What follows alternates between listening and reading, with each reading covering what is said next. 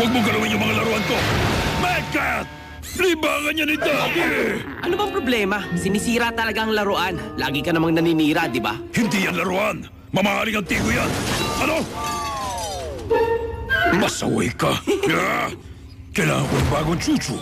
Naisip ko na kung anong gusto ko. Dali mo sa akin ang Hover Express. Isama mo na rin si Mad Cat.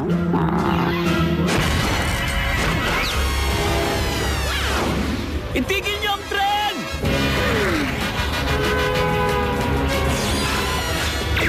Akalaan mo may fireworks laser show. Talagang mainit ang pagtanggap nila sa atin, ah. Pinakita ko mapapasukan ng Uncle Gadget. Ayos, doon tayo. Pero tapusin muna natin panoorin yung fireworks.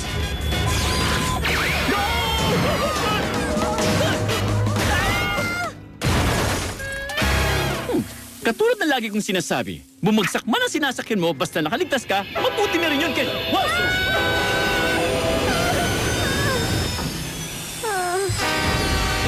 Professor Von Slickstein, Sir Owen Barnstormer, yung baon na ninyo. Pasensya na kung biglaan ito. Dapat kasi tinawagan muna natin sila. Ayos lang yun, Penny. Dahil sa inyo nakita kong maayos talaga ang pagkaagawa ko sa Hover Express. Sobrang galing nito, hindi ba? Modernong obra maestra na ginawa ni Ginoong Barnstormer. Ang tawag ng mga kaibigan ko sa akin, Sir Owen. Magkaibigan na kami ngayon. Aba, sagot ni Chief ang tanghalian. Wala nang oras para kumain. Kailangan natin magmadali. Binabalak ng MAD na i-hijack ang Hover Express. Mission yung dalhin ito sa HQ para mas maging ligtas ito. Kusang sasabog ang mensahe. Ano pang hinihintay natin? Kumilos na tayo. Oo, sakay na. Basta, doon na tayo sa tren. Ha? Tama ka, Brain. Dalhin natin ang Gadget Mobile sa HQ para ayusin. Gago Gadget G4.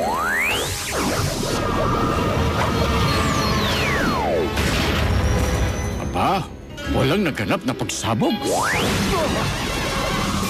Sabi ko na't mali ako. Ang saya ng ganito lang. Hindi to ang oras para magbasa ng biography ng superhero. Narinig yung utos si Chief. Kailangan natin protektahan tong tren. Ayos lang ba sa inyo kung susubukan namin yung secondary engine card na nasa likuran ng tren? Pasensya na kayo. Pero hindi natin pwedeng subukan yung secondary train na nasa likuran ng test engine. Oo nga. Kailangan madala ang Hover Express sa HQ. Hindi tayo pwedeng huminto. Ha? Merong nakaharang sa dadaanan natin. Ihinto nyo!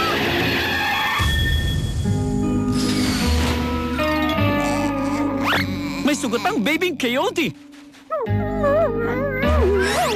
Oh, di pala, huwag kang mag-alala, ha? Akong bahala sa'yo. Allergic din pala ako sa mga coyote. Akala ko sa pusa lang at sa pamangkin ng nakakainis na kontrabidang yon.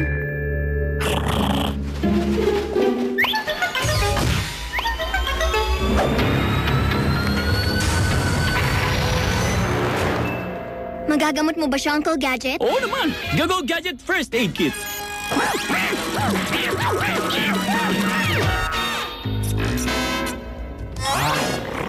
Brain! Dapat pusa ang hinahabol mo! Bad dog! Okay, idagdag natin siya sa mga nakasakay dito sa tren. Bakit ganun? May nababasa na isa pang nakasakay sa engine room. Kaya tinitigan ko siya sa mga mata at sinabing, hindi naman yan hydrothermic quantum recoupler! Dahil itong totoong hydrothermic quantum recoupler!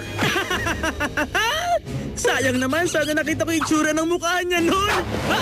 Oo nga eh! Katulad yun ang itsura mo nung nakita mo ko at hindi ako dapat nakasakay dito!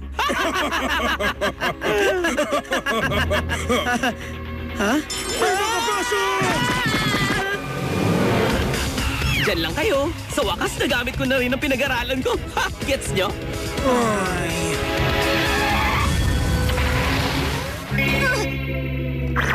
Oras na ba para sa in-transit movie?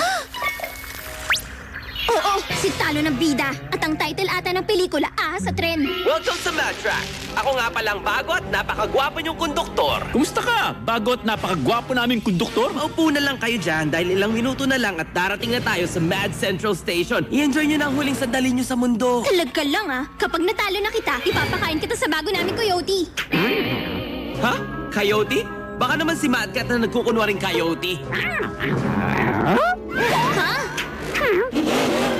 Bumalik ka rito, baby coyote! Gago Gadget Pet Catcher!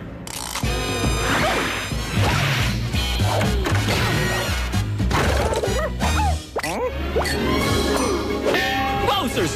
Isa siyang totoong superhero!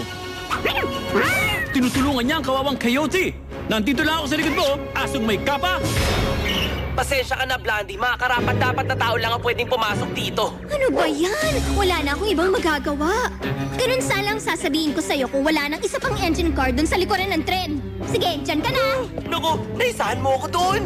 Yun ang sasabihin ko kung hindi ko kontrolado ang lahat. Paalam na, Ben. Kita-kits tayo. Siguradong patay ako nito. O pwede rin namang hindi. Papasugatan lang naman.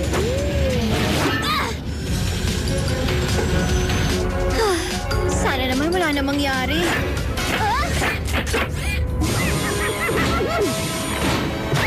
Ano? Nakita mo ba yung Coyote? Ang ganda ng posing mo dyan, ha? Bayaning-bayani! Darating sa oras ang Hover Express dyan. Huwag kang mahiyang purihin ang pamangkin mo, ah. Mamaya, pag nadala mo yan ang buo dito, gusto ko walang sira ang mga koleksyon ko. Ano nangyayari doon sa taas? Ha! May bubuga pala siya. May gusto siya sa kanya!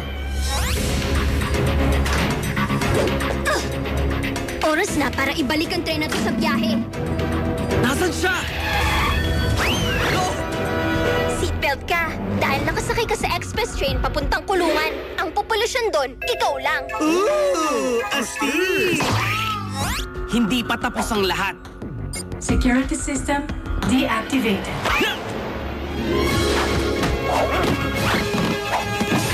Tutulungan kita, asong may kapa! No! Oh! Kaya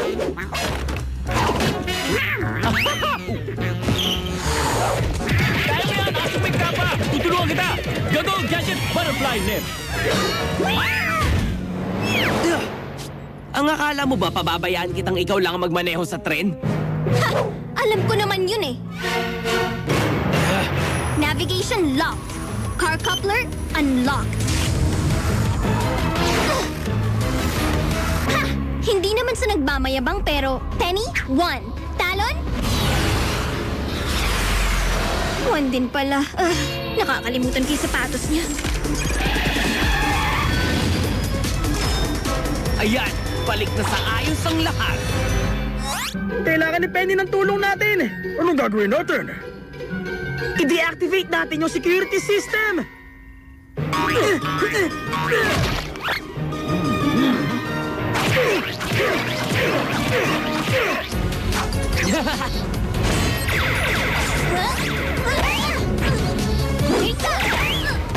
Huwag mo namang gasgasan! Dapat madala ko to kay Uncle Don na walang sira! Teka, aso mo ba yung may suot na kapa? Yata.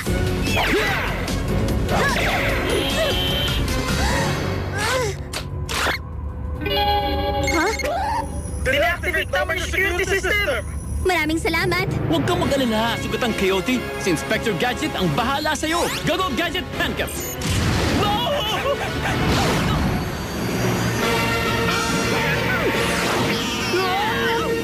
Ano ba yan? Ibig sabihin lang nito, si Penny, 2. Si Talon, 1. Hindi naman sa nagbibilang ako, pero parang gano'n na nga. Ha? Yung kuta ng Mad! Uncle Gadget, gustong makita nung asong may kapa yung G-portal mo. Talaga? Sino ba naman ako para tanggihan ng superhero? Gago, Gadget, G-Portal!